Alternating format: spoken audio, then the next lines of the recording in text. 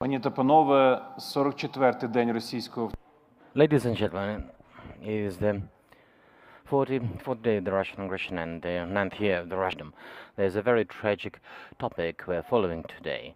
In the morning, there was a barbaric airstrike on the railway station of the city of Kramatorsk, Donetsk Oblast.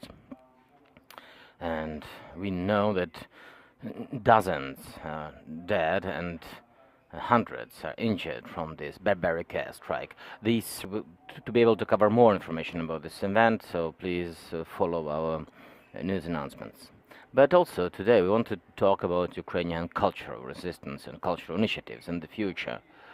In Europe there is this initiative that before the war started, and everything which was applied is now irrelevant. We are redefining the whole concept. So today it's no longer the fight of one city of Lviv for the democratic values. Now it's about all the villages, all the cities in Ukraine coming together to achieve victory. And last year, when we applied, we've noted that we will be able to improve the level of volunteer activity from 10 to 50% in the city. Now we see that all over Ukraine, volunteer activity is a powerful force, and millions of young people are now redefining the country. So our action plan is to create this recovery plan for all Ukraine. The recovery starting from changing the width of the railway track to the European width, to changing the values. So it's about the cultural Marshall Plan for Ukraine. And now we are launching the wide-scale discussion which would help us define further activities. So we see that the European architecture for both security and democracy is imperfect, and the youth has a chance and has all the possibilities to improve, and the voices of the youth have to be heard. So volunteer activity also supported the army in the first days of the war, and we see that, well, these young volunteers, they have helped. We managed to help all the IDPs in Ukrainian cities and villages, and it's about responsibility of the youth. So young people are strong and they're ready. So have faith in youth, and then Ukraine will definitely be strong. So now I invite you to watch this video recorded by young people from different corners of Ukraine, and it's about the struggle all over Ukraine, starting from Gremich to Sarich, from Solomonove to Luhansk. So this is this video.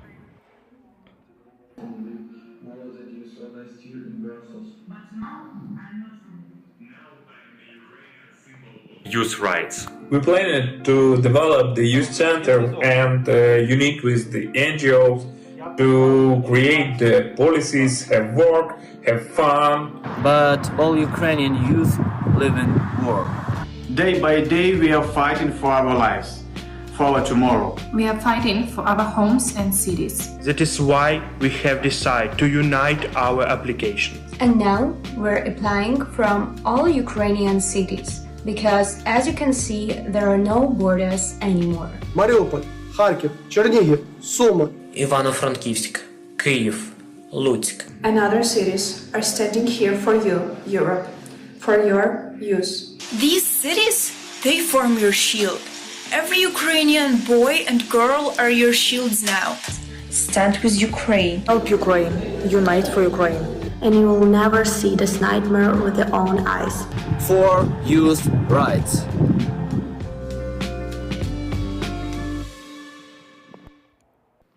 І до нас приєднає... Now, online, we will talk to Maryna Popatenko. She is Deputy Minister of Youth and Sport in Ukraine, and Taras Topolya, the leader of a Ukrainian rock band, ANTYTILA. Irina, so what's the opinion of the ministry about this initiative? Hi, the ministry and the government of Ukraine once again support this beautiful initiative of the city of Lviv, and we have already had the competition, Youth Capital of Ukraine, and Lviv was the first winner of it. So it would be a great continuation of this initiative. You want to show the whole world a city which has good tools to work with young people, so that these tools could be scaled up all over the world, all over Europe.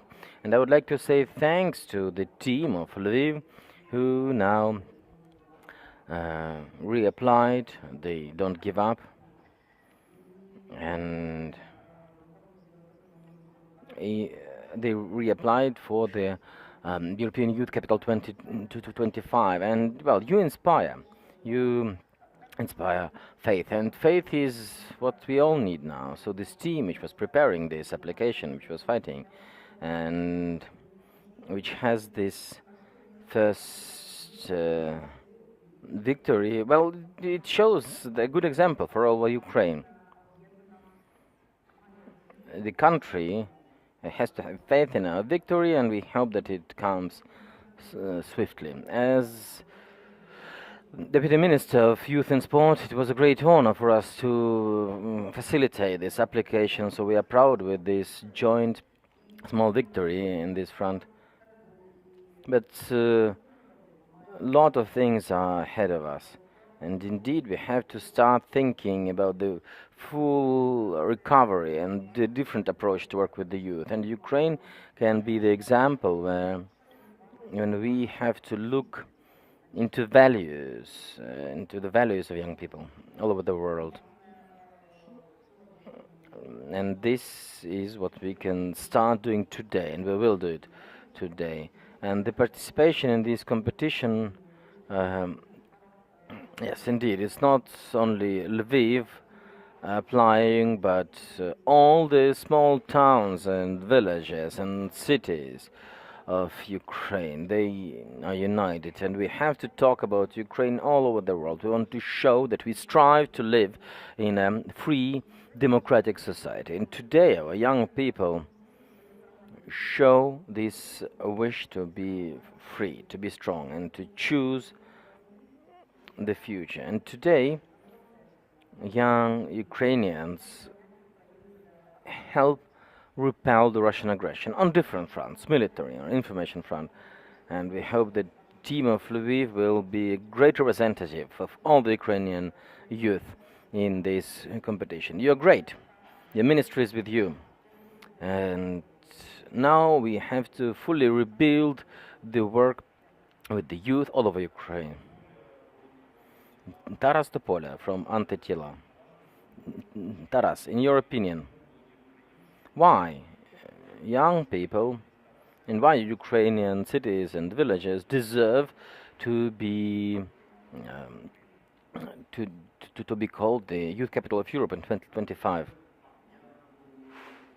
You know, when I was the youth ambassador of UNICEF in Ukraine, and I'm no longer having this position due to some unpleasant reasons, and that includes also my personal values.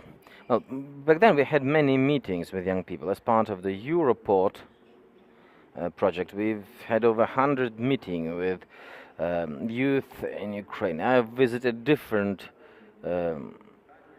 cities. We've been discussing, asking questions, dreaming, supporting the projects of each other, and did a lot so that youth policy in Ukraine would be sustainable and would have good and positive results. And when before the war these applications were submitted from different cities, including Lviv, mostly they had some practical angle. So volunteer activity and great youth activity, it helped different sectors. It was an impact to Ukrainian development and also local development of Lviv. And yeah, that is correct. But now I want to draw your attention that if we will not have this opportunity in 2025, it will also be significant.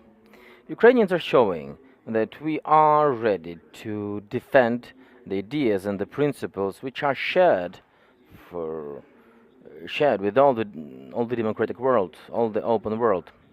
So this practical action where we are showing our strength and resilience, it goes hand to hand with certain symbols. So Ukraine now is the trendsetter, which is setting not only the human trend in the world, but the political trend. I think you're already experiencing this.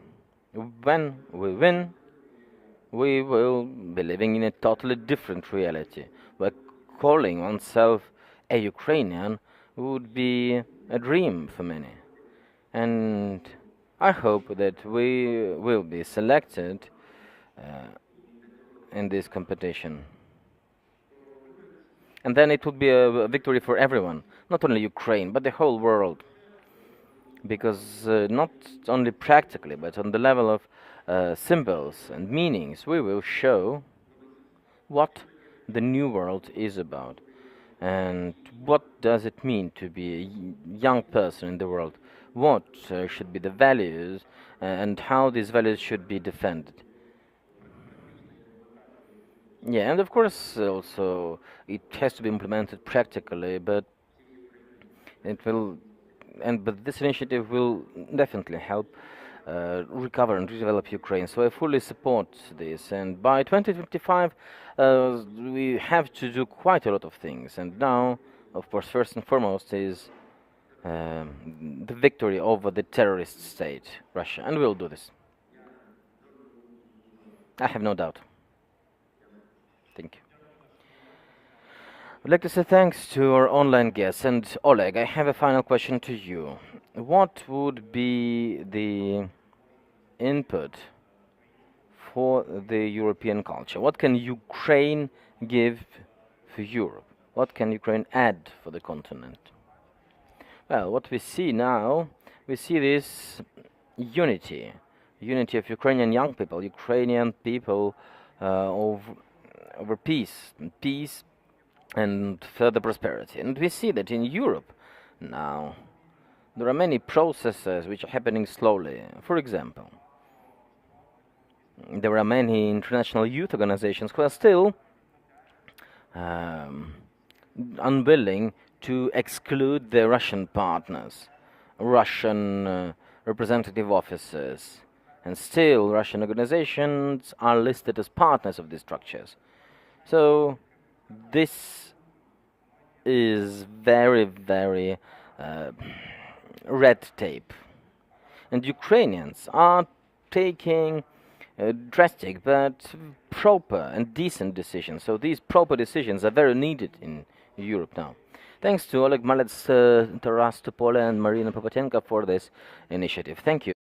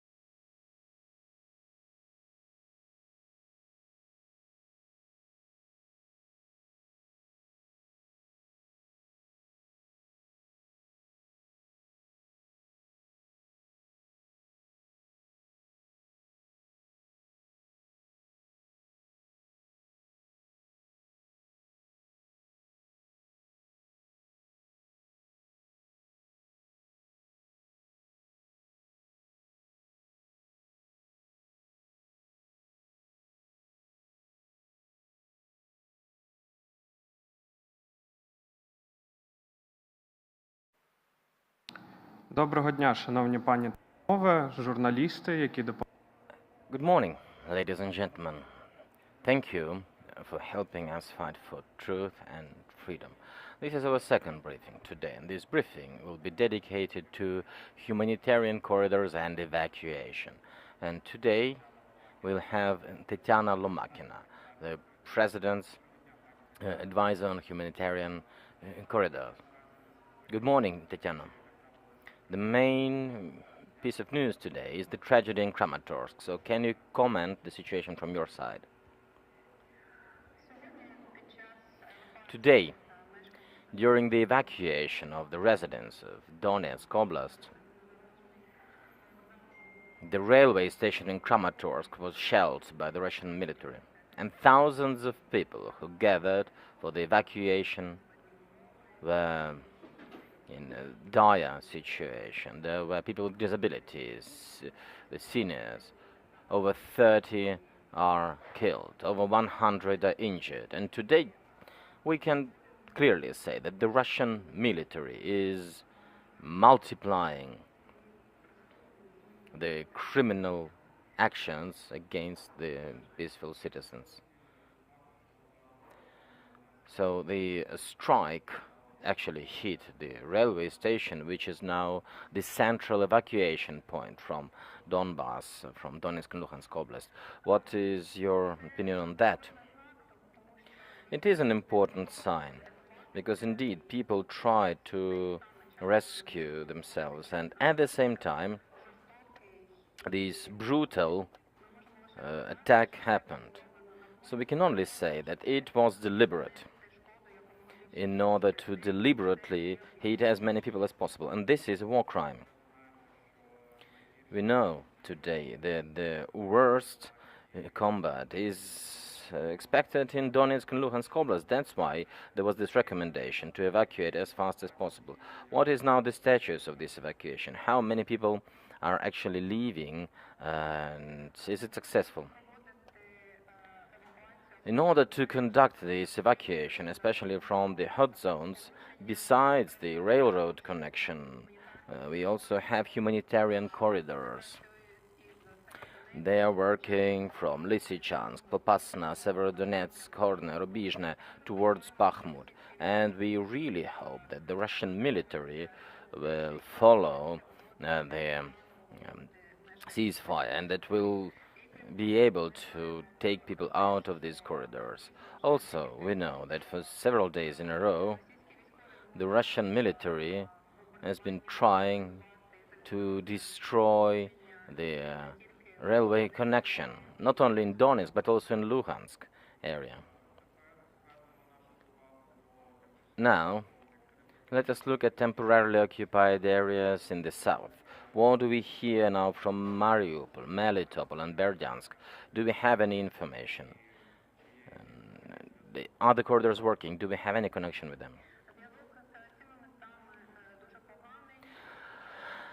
The communication suffers, and today we can say that the humanitarian buses that were coming to the city of Melitopol in order to deliver humanitarian cargo with medicines, food, and essentials, all that was blocked by the Russian military. They didn't let this important cargo to reach the city, and also they just took these buses, and the drivers had to all gather in one other bus and to come back. And this is an essential breach of international humanitarian law. The transfer of this cargo has been agreed by international organizations with the ICRC. And today we have the situation when people who desperately need help cannot get this help. When we talk about Mariupol, the situation is very difficult. People who manage to get out, they say that it's very difficult to get out of the city, and the Russian military is preventing access on food. From what we hear in the streets is that a lot of people who were killed, their bodies are just lying on the ground, and it's terrible, because it's really a lot of people who were killed. Thank you so much for this comment. Do we have any questions? Please pass the microphone. Hello, my name is Yevhen Polyakov. I'm asking a question on behalf of the New York Times. How much time do people in the East have in order to evacuate before this big combat, which is imminent? Well, this combat is planned not from Ukrainian side, and everything the Ukrainian government is doing is trying to help people today to evacuate as fast as possible, to get to safety. And if it happens like it was forecasted, we hope that more and more people are in safety. Is there any protection for the humanitarian corridors? Is the Ukrainian army guaranteeing humanitarian corridors? There is this international humanitarian law which regulates the rules of these safe corridors and safe passage. And it clearly says that when there is the agreement between the two parties at war, that there is this corridor and there is a specific path. And so both parties undertake not to shoot at this road, not to move military in that corridor, and not to conduct any activity in order to make sure that the civilians can access the peaceful territory. So here, both parties at war do not have the right neither to move nor to shoot at the corridor, nor to escort the convoy. And you know that the Ukrainian side is fully adhering to the ceasefire condition and facilitates the creation of these humanitarian corridors. On the other hand, we have numerous violations by the Russian military, which do not stop combat operations when these corridors are taking place. So we have situations when people who are evacuated in these buses are shelled. And unfortunately, we also have people wounded and killed. So today, it's important that the international community reminds the Russian Federation that they have to fulfill international humanitarian law, and the violation is a war crime. My last question: do you have information how many people could be evacuated today from the cities in the east, and how many people overall were wounded and killed? Today, we have 268,000 people who managed to get to other cities in Ukraine through humanitarian corridors. And I would like to say that this is the result of lots of work of the negotiations team. There are people preparing this transport, the humanitarian aid, and these are the heroic drivers and the emergency workers, rescue personnel who go there despite the risks of being detained, of being searched and arrested. They go there to save lives, because for the Ukrainians, life is the highest value. As for how many more people need evacuation, we know that only in Mariupol it's about 100,000 people who are still staying in the city and who are waiting for the evacuation. And I would like to say that not a single time, despite all the agreements, Russian military have let the humanitarian aid in buses into Ukraine, into Mariupol. They block it all in Berdyansk. They do not let it to Mariupol. So Ukraine cannot get to Mariupol to provide humanitarian aid and assistance to those people who are on the rubble, who are injured, to those who need immediate evacuation. Do you have information how many people died during the evacuation. Do you have any figure like that? Yes, I can make this analysis and get back to you. The Ministry of the Interior has these figures. Thank you. If I may, yes, after this event, we'll exchange contacts. Thank you for the question. So, Tetyana, we have the last question also about Mariupol. More and more, we've been hearing the evacuation, the deportation to Russia, forced deportation. So at the same time, they block these humanitarian corridors to Ukraine. So what do we know about this, and what is the situation? We know that from the beginning of the deportation, over 45,000 people were deported, and it's happening daily. People are assembled when they go to a location or when they want to walk on foot.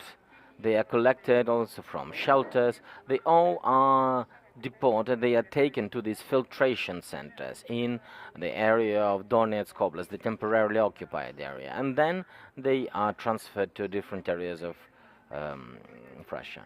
There's forced transfer from Donetsk, Kharkiv, Zaporizhia Oblast. Previously, it also has been happening in Kiev Oblast.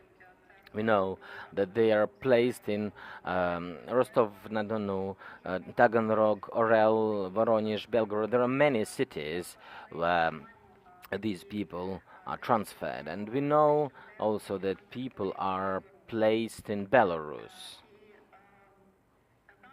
Now, these people are trying to come back either to Ukraine or they can get to neighboring countries. And here we can only provide recommendations. We are talking to the relatives and the loved ones, and if I may, I would like to remind the hotlines through which people can get advice and counsel, and how the relatives can get out of Russian Federation. It's 1648 or 3804428788165. There's also the hotline of the Ministry of Foreign Affairs. It's 3804423851588, and one more hotline of the Territorial Defense of Ukraine. This is 0800,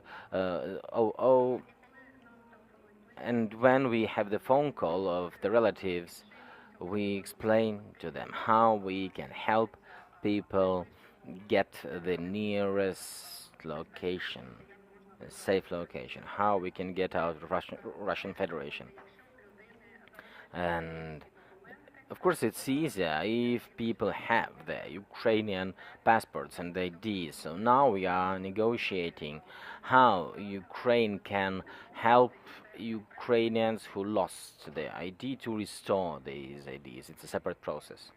Thank you so much for these comments and detailed information, Tiana. So this is the end of our second briefing today. I would like to remind you that at 1400 we will have Pavlo Kyrylenko, the head of Donetsk military civilian administration, Oblast administration. He will tell us about the situation in Kramatorsk, and we'll be able to ask questions to him. This is it. Our second briefing is over.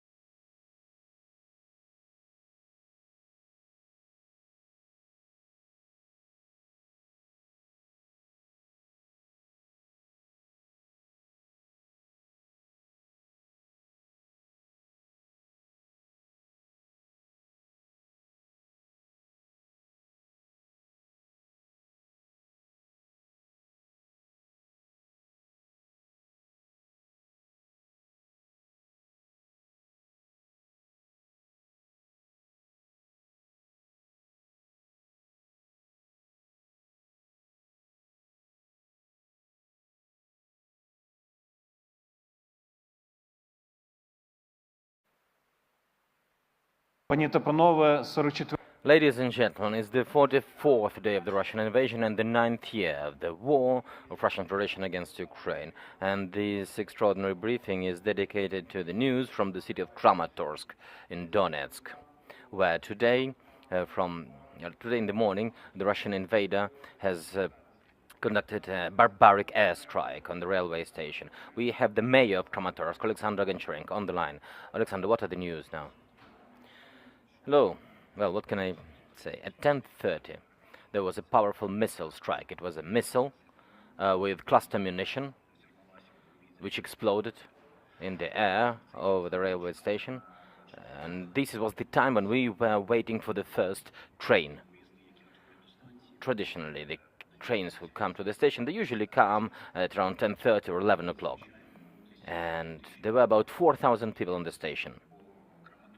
So Kramatorsk is the city, a hub to evacuate people from Donetsk and Luhansk oblasts. Well, up until today it has been.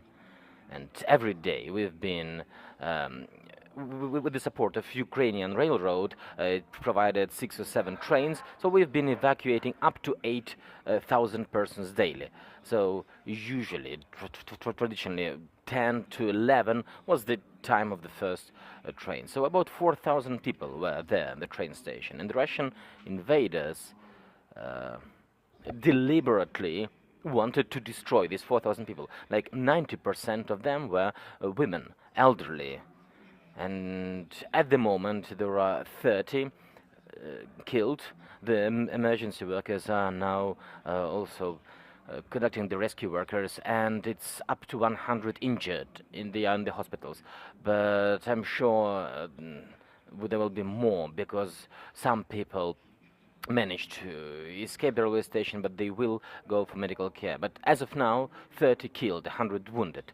We've got assistance from other places in Donetsk Oblast, from Sloviansk, Drushkivka and Konstantinivka, through the head of Oblast military administration. About 40 additional surgeons were engaged, and they all are operating people now. Jane Araf from the New York Times. Could you tell us, were you at the site, and what was it like, and how will you evacuate people now? Thank you. Well, yes, I was there personally. All the leadership of the community, like 7 minutes after the missile strike, we were there. This, like 7 minutes it takes me to get to this location. And yeah, this was horrendous. I don't wish anyone to see this. You can imagine, 4,000 people. I mean, if they hit even more precisely, like all 4,000 would be dead. I don't know if I can say, but we were slightly lucky. But all 4,000 could be hit, because it was a deliberate strike. Because everybody knows that Kramatorsk is the hub for the evacuation. And for a month we've been sending like up to 8,000 people a day. Today we'll do it differently, of course. Starting today we'll do it differently. We will move people to safer locations, and then the trains would come to other safer locations. It's still being decided. And today we start also to organize emergency evacuation. We are looking for drivers, and we'll use all buses available. We still need kind of 30 to 40 bus drivers to be able to evacuate everybody, but we'll try to engage as many as possible. Please. Did you say there were children among the dead, and how many children do you think there were? And was it a direct hit on a train?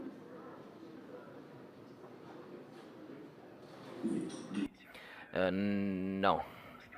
As of now, among the dead, there are 2 children. And well, 90% of those who were at the train station are women, children, and elderly. Like 90% of all those people there. Among the injured, there are people with amputated limbs, and they are now getting care. And now 40 surgeries are taking place right now at the same time in different hospitals. Alexander, what are the military service persons saying about the nature of the weapon? That was a missile, .U, with cluster munitions. It exploded immediately near the railway station, and many thousands of people were simply lucky, I mean, they all could perish. It was so powerful. And the last question from the audience. Times again. Does that mean that the strike was, did you say it was cluster munitions near the station? Or was it an attack that hit one of the trains? Thank you. It was a deliberate strike on the railway station, where 4,000 people have gathered. They were inside the station, outside at the platform, but many thousands of people still were lucky to escape this. The last question, so do we understand correctly that this is a way to put psychological pressure to intimidate and to break down the will of the residents? I think yes. The enemy had the intent to cause panic among the city residents and to destroy many. And the ultimate goal, I think, is to sow panic, to make sure that everybody is panicking, the evacuation is complicated, and now we will continue it with buses through safer locations. We will be doing this from different areas to make sure that we avoid large gatherings of people. So it will happen from our city, other cities. This is how it goes. Alexander Golcharenko, the mayor of Kramatorsk. Thank you so much for this information, this urgent information you have shared. Stay strong.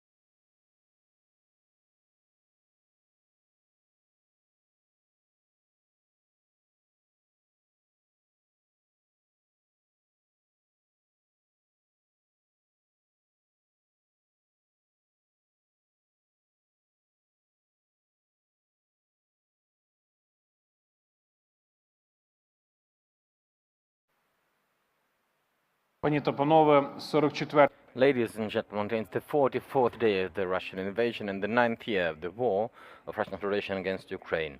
I'm Andriy Shevchenko. On behalf of the Media Center Ukraine, I welcome all the reporters who are telling the world about our fight for freedom. And today, on the line, we have Lyudmyla Denisova, the Ukrainian ombudswoman and human rights. So, yeah, ombudswoman is what we can call her. So, Lyudmyla, hello. Hello. I would like to start with this hot bit of news that today was the tragically main theme of the day. In the morning, the invaders has conducted a barbaric strike on the railroad station in Kramatorsk. As of today, we know about the dozens dead and hundreds injured. So, you, as the ombudsperson, what can you say about this terrible news? You know, when the government of Ukraine has announced that the territory of Donetsk and Luhansk Oblast is extremely dangerous, because we all know that the Russian Federation is preparing for the offensive in this area. So we started doing the evacuation of our residents in order to more or less bring them to safety. And you know that at night, first, they conducted a strike on the rail line, but then what happened. The cluster bomb, it's illegal weapon, it's a non-conventional weapon. This is the breach of all four Geneva Conventions, because this is the breach of the ban of illegal arms, also the murder of civilians. They are killing dozens of our people. So when on the platform there was almost 1,000 persons standing, and they just used cluster munitions there. So indeed, it is, I think, is the genocide. It definitely will be evidence. But, well, evidence will be needed later, but today the lives are lost. So, of course, we'll have to make it public. The world has to know. And Ukraine has to have the means, the weapons to defend our country, our people. We've just talked to the mayor of Kramatorsk, and he thinks that one of the tasks which the invaders had was to sow panic and to disrupt the evacuation. Now, the government is working to develop alternative routes of evacuation from Kramatorsk. So, in your opinion, what was the objective of the invader? Well, they wanted to sow panic. They thought that people would be lost, disoriented. They would be running and escaping towards the enemy. And then the enemy would use the situation and would say that the Ukrainians are escaping Ukraine towards the Russian Federation. We know that it's a dangerous situation when the Russian Federation has forcibly deported over 600,000 Ukrainian citizens, and 120,000 of them are children.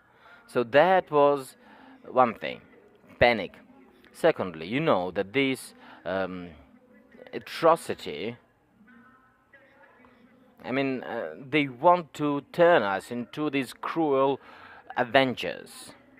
This is how they did in Chechen war. They acted in the very same way they were acting in Bucha and Irpin. They were shooting our citizens point blank. That is why their objective is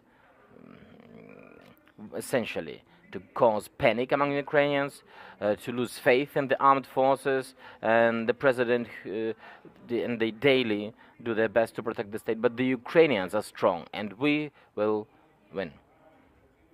Could you help us aggregate the picture of what we were seeing in the temporarily occupied areas? We know about the targeted destruction of the civilian infrastructure. We know about the torture and murder of the civilian population. We've seen these targeted attempts to disrupt humanitarian corridors and evacuation. We've seen forced deportation.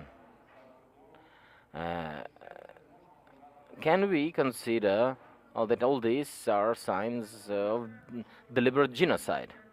Yes, me and my international counterparts, like this morning I had this conversation with Ms. Bochele, the UNHCR and UN Human Rights Commission, they also see these signs of genocide. The Russian Federation is changing its course of action. For example, it wants to avoid the findings of victims of the bombardments. That's why Russia is setting up mobile crematoriums, like they had in Mariupol.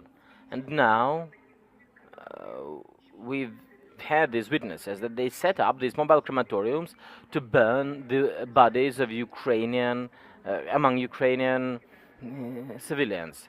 So essentially, they creating piles of bodies, and they burn the bodies in these piles. They have brought equipment to recover bodies even from the rubbles. So the situation is the following. In the occupied areas, our citizens are forced to serve in the army of the Russian Federation, are forced, for example, in Crimea, they are not letting men out. They are checking all the vehicles, and they are not even sending these conscription letters. They are simply forcibly taking the residents of Crimea to the military commissariats. Same thing is happening in Donetsk and Luhansk Oblast. They are forcibly taking people to the army, but they are not even using them as warriors. They are using them as human shields, as cannon fodder. So the attitude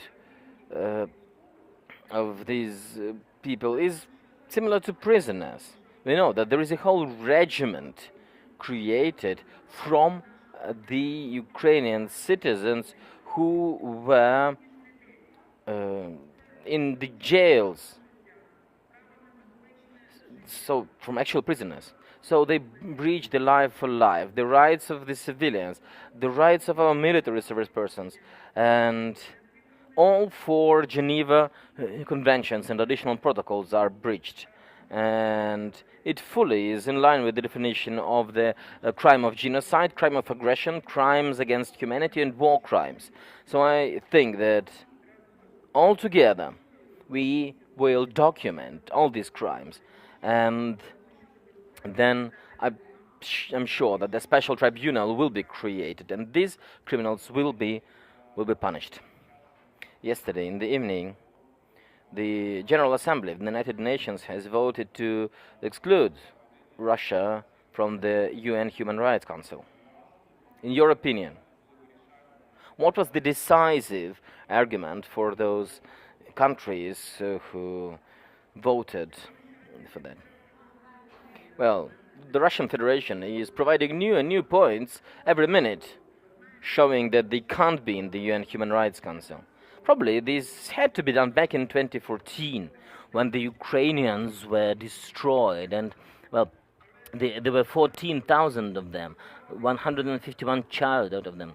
But now it's great that the countries have decided, at least now, so they show that, well, Russia is never about human rights. Russia wants to deprive people of their rights. They want to deprive the whole world of their rights.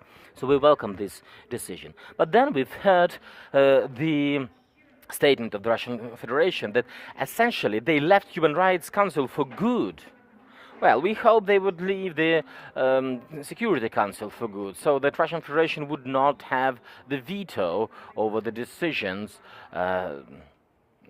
which are affecting Ukraine and other countries where it's conducting its criminal activities. Lyudmyla, my last question is rather philosophical. So the martial law in Ukraine is a challenge for us in terms of adherence to human rights. So how can Ukraine stay in balance in order to, on the one hand, do everything needed for the war, but on the other hand, so that every Ukrainian would know that their human rights are protected? I want to say that my office has been working now in a very complicated condition, just like all the state. But we are working, and we see we keep receiving applications from citizens, not only with regards to the war, but also they contact us in terms of other rights that were breached. For example, personal data protection or right to appeal.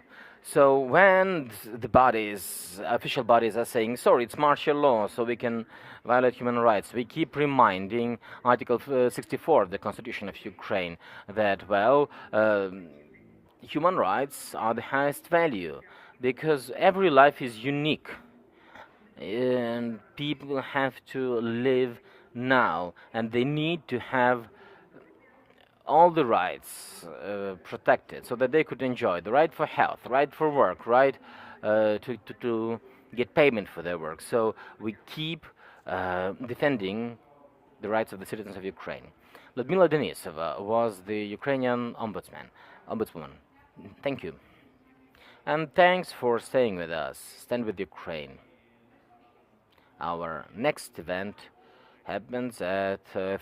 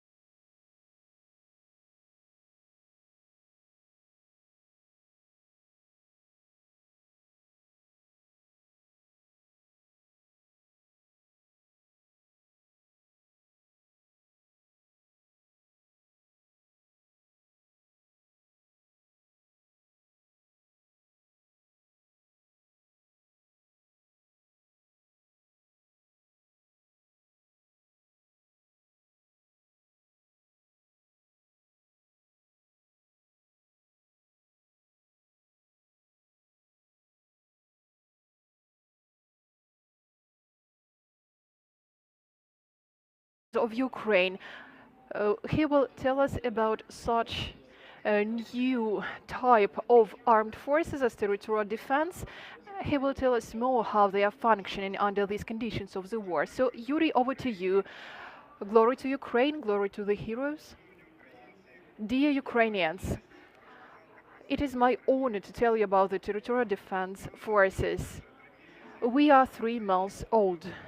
Within this time, more than 10,000 patriots of Ukraine have made it to the territorial defense forces.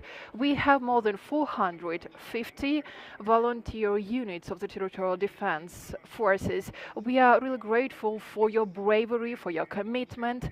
We are the youngest part of the armed forces in Ukraine. The day before the invasion, there were only 6,000 professional soldiers and several dozens reservists. However, after the start of the invasion, our hotline received so many phones asking how can we get to the territorial defense, and there were huge waiting lines of people of different professions, different religion, different faiths who wanted to defend Ukraine. I personally saw those kilometers of waiting lines in Kiev of people who wanted to join the territorial defense unit in Kiev, and despite the air raid alerts, despite the air missile strikes, these waiting lines were still there. I personally saw how the command unit of the territorial defense unit had several people, several civilians who were self-organized and started helping our military to prepare the quarters of the capital of Ukraine for urban warfare. They personally were together, standing with the soldiers in civilian clothes, and they were getting ready to use arms. One person was far from being a military, with an expensive leather bag in glasses, was standing next to the soldiers and was learning how to use anti-tank mines. Our units fight against the Russian aggression units. We are the symbol of the resistance of Ukrainians. This is a phenomenon that the Russian aggressors didn't expect. They didn't expect that all Ukraine will resist them, that even agricultural tractors will become our military equipment. Every day our units become even better, battle-hardened. Our commanders use every minute to train our personnel, of course, if the battle conditions are favorable for this. In order to do that, we engage instructors and coaches, including from abroad. We train people such as anti-tank experts, operators of UAVs, anti-aircraft experts, and miners. We have all the necessary arms and ammunition, including those provided to us by our foreign partners. All of you saw the images of how our fighters destroy Russian military equipment. The forces of the territorial defense defend strategically important objects. They join the military tasks together with other type of forces of the armed forces of Ukraine. They control transportation of people and vehicles all over Ukraine. We fight against the subversion units, and we destroyed Russians all over Ukraine. We destroy them together with equipment and vehicles. For example, in Kyiv, Kharkiv, Melitopol, Chernihiv, Sumy, everywhere where we have the enemy. It is necessary to mention the bravery of the Donetsk Territorial Defense Unit and Mariupol Defense Unit. Together with the Marines and the land forces, they defend Mariupol. They stay committed to the motherland. They are brave. They fight for the motherland, resisting the occupants every day. The same story in Sumy, where the commander of the unit of the Territorial Defense Unit, together with his units, cooperates with other subunits of the armed forces of Ukraine. They repelled the enemy in Sumy, and they fought against the occupiers using the equipment and vehicles which they took from the Russian invaders. They defended Sumy. They have never left. They are still in Sumy. They are training further. We know that there are some challenges and difficulties, such as provision of personal equipment. there are problems with supply, but we do our best to help them. We are really grateful for your commitment and for your understanding. War is difficult. When doing what we do, this is our unique experience. We do it for the first time and we do it together. On this way, there are a lot of new things that we were not prepared for. However, we are changing every day. We learn quickly. We become stronger. We are really grateful to the strong and brave Ukrainians who fight and defend their motherland. We are grateful to the civilians who are still a powerful support to our forces. We will prevail. We will destroy the invaders. But in order to do this, we need to work hard. There is no other way. The motto of the Territorial Defense Force are the words, defend your home, defend Ukraine. Right now, Ukraine is our home, and each and every one of us must be ready to do this, to protect the motherland all over Ukraine. Glory to Ukraine, eternal glory to those people who lost their lives fighting for our victory. Glory to Ukraine. Thank you so much, Yuri. Do we get you right that in every unit of the territorial defense there are military personnel who are the driving force behind these units, so they help train and shape up those units. The territorial defense units are the youngest part of the armed forces of Ukraine. Unfortunately, the amount of trained soldiers in each brigade is minimum. However, in each of the units there is enough trained military personnel who do their best in order for the unit to be combat ready and to do their best. Those units that are fighting, they have been doing this in a very good way. And now we will ask our colleagues from Lviv. Can you hear us? Olha, thank you so much. We can hear you. We have one question that we hear from our foreign journalists present here in Lviv. Mr. Brigadier General, so to which extent our territorial defense units follows the recommendations of the NATO? Is existence of this territorial defense unit is what was recommended by NATO forces, or is it our own initiative? And will we be able to share our experience with our foreign partners after the end of the war? Of course, when we developed the law on the fundamentals of national resistance, a lot of institutions worked to draft this law. That is why we used the experience of our partner countries, including NATO members. Taking into account that experience, we shaped up to our country's territorial defense. But what happened after this 1 month and a half after the start of the war? We have got the unique experience, which is unique to the entire world. I'm sure that it will be used by the world after the end of the war.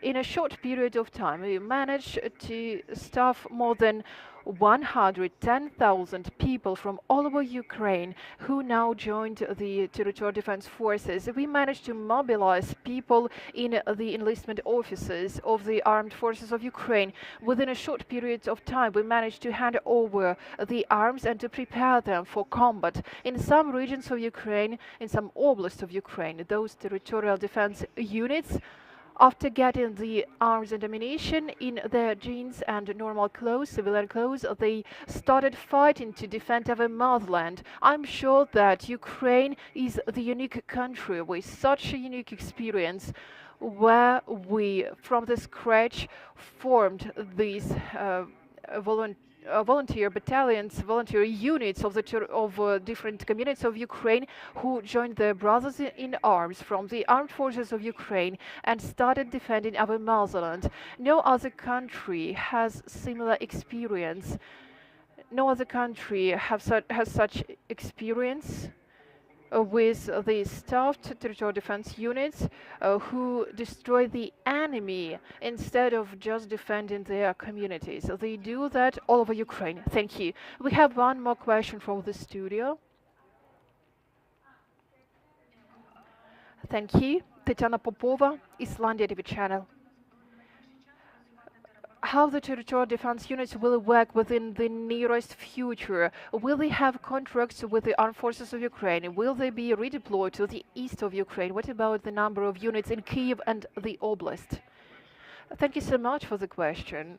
First, right now, we are thinking about our victory, about destroying the Russian occupiers to the ground, about our territorial sovereignty. So we are not discussing right now the reforming or really doing something to the territorial defense units. Right now, they must be ready to perform their tasks all over Ukraine, together with the units of the land forces or other type of armed forces. This is their first and foremost task. No matter where they are, no matter in which region of Ukraine they are located. This is what's happening right now. On top of that, our key task right now is to get as many skills, knowledge and capacity as we can to learn how to use new equipment which are supplied by our partners to become more combat ready, to become mobile. As for the block post crossing points in Kyiv, as of now some block posts will have to be removed. However, this is under the responsibility of the commanders of the armed forces which are now defending Kyiv. One more question about the work of the journalist, because I travel a lot all over Ukraine myself and with foreign journalists in Kyiv Oblast. In the press card of the armed forces of Ukraine that all over us have, it is written that we can travel all over Ukraine after the curfew. However, not all representatives of the territorial defense units know about this, so they are asking for a password or something like that to let us go. For example, French journalists were asked to show their helmets and body protection armor.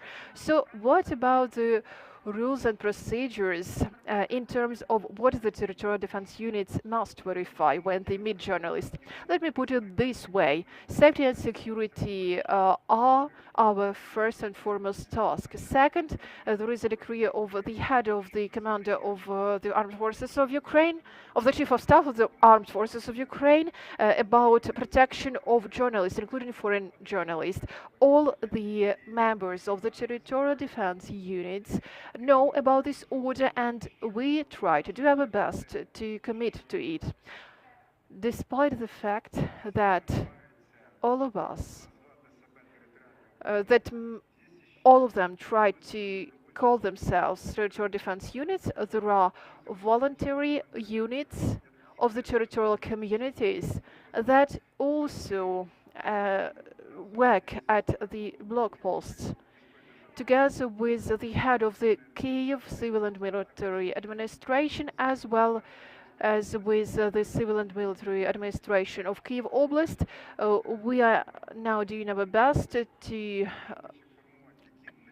make sure that all of these units work properly, and those units that are working to protect the ammunition, the weapons, will receive the weapons only for combat tasks.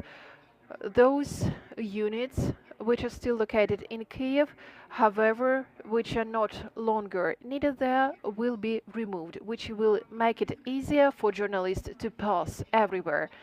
Thank you so much. At the beginning of your speech, you said that there were huge waiting lines in cities and villages of Ukraine, of those people who wanted to join the territorial defense forces units. I know that there are a lot of volunteers who want to join. So, do you still need people?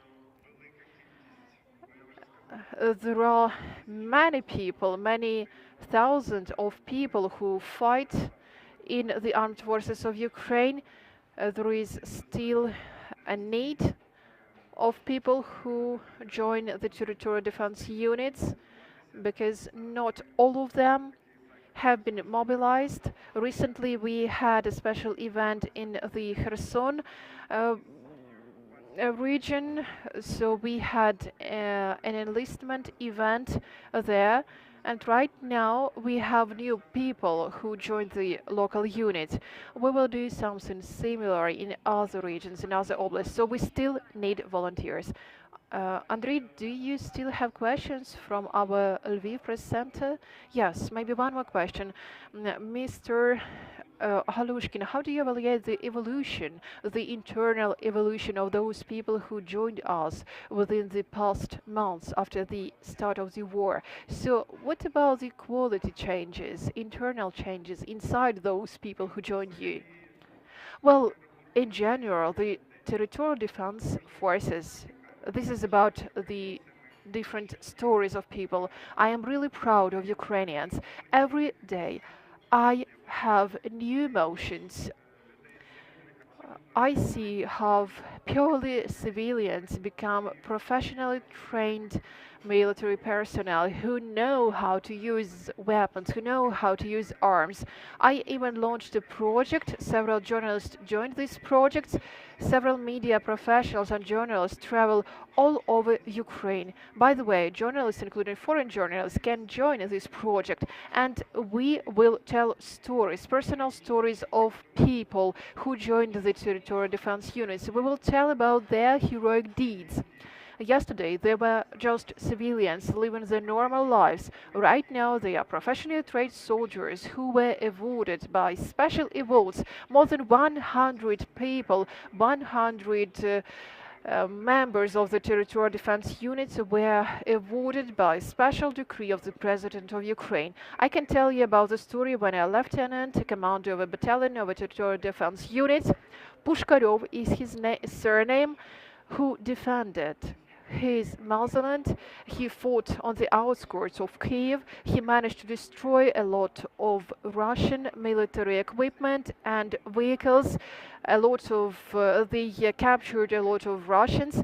So he received the rank of the lieutenant. And when I asked him how we can award, how we can thank your unit and you personally for the heroic deed, and he said, I want to be a captain. I really want to be a captain of the armed forces of Ukraine. And he really received this rank. I gave him this rank of a captain. This was the best gift to him because his best intention was to protect his motherland. Thank you so much, Mr. Halushkin, for such an inspiring story. Are there any other questions? No questions. Thank you so much, Mr. Halushkin. Thank you for joining us, for sharing this important information. Dear friends, dear colleagues, please stay with us. At 3:30 p.m. we will have briefing of Alexander Matuzanik, who will tell you more about the operative situation at the front line of Ukraine right now. Thank you so much for staying with us. Thank you.